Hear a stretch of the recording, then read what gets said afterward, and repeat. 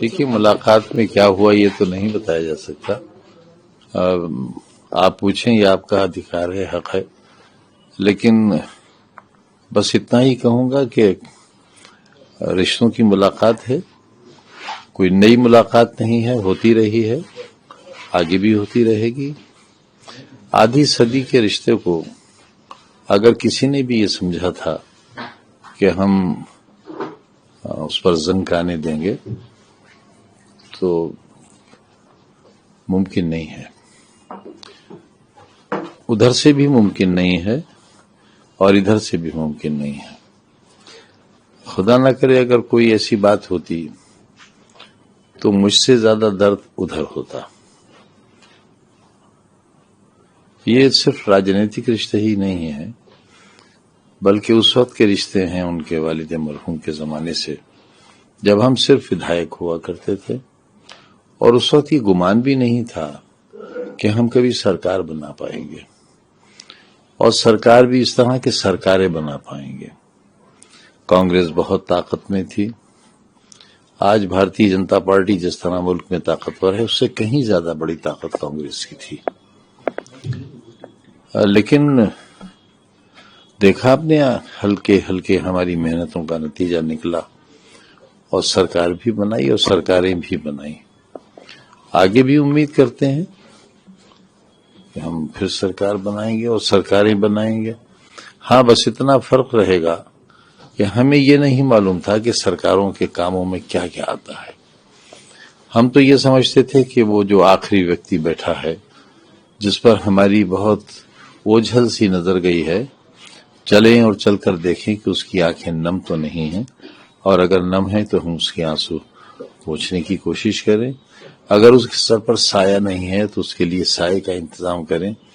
اگر وہ بھوکا ہے تو اس کے لیے روٹی کا انتظام کریں. اگر وہ بے روزگار اور بے سہارا ہے تو اس کے لیے سہارا بنے سرکار. ہمیں یہ نہیں خبر تھی کہ سرکار کا کام فلاحی کاموں کے علاوہ کسی کو برباد کر دینا، تباہ کر دینا، فنا کر دینا، مٹا دینا، بستیاں کی بستیاں اجاڑ دینا اور خاندانوں کو نیست و نابود کر دینا، اور گھرنا کا ایک ایسا بازار گرم کرنا جس میں زمین بھی گھرنا کی ہو، عمارت بھی گھرنا کی ہو، سامان رکھا ہوا وہ بھی گھرنا کا ہو، بیچنے والا بھی گھرنا کا ہو اور خریدنے والا بھی گھرنا کا ہو. کیا ہوگا ایسے بازار کا؟ کیا انجام ہوگا آخر؟ تو اس انجام سے بچانے کے لیے ہم سب لوگ مل کر چاہتے ہیں کہ کوشش کریں، اور حالات کچھ اس طرح کے ہیں کہ کوشش بیکار نہیں جائے گی. آج پردھان منتری جی نے وندے ماترم جو راشٹریہ گیت ہے اس کے 150 वर्ष پر ایک कार्यक्रम رکھا، اس کا शुभारंभ بھی کیا، لیکن اس دوران انہوں نے विपक्ष پر جس طریقے سے حملہ ہوئے انہوں نے کہا کہ وندے بھارت کے ٹکڑے ٹکڑے کر دیے گئے تھے، اس کے وبھاجن کر دیے گئے تھے. اب دیکھیے جو لوگ آزادی کی لڑائی میں رہے وہ اگر کچھ کہیں تو زیادہ اچھی بات ہوگی. اور جہاں تک پردھان منتری جی کا کہنا ہے، ظاہر ہے اس ملک کے وزیر اعظم ہیں اور بہت بڑے آدمی ہیں.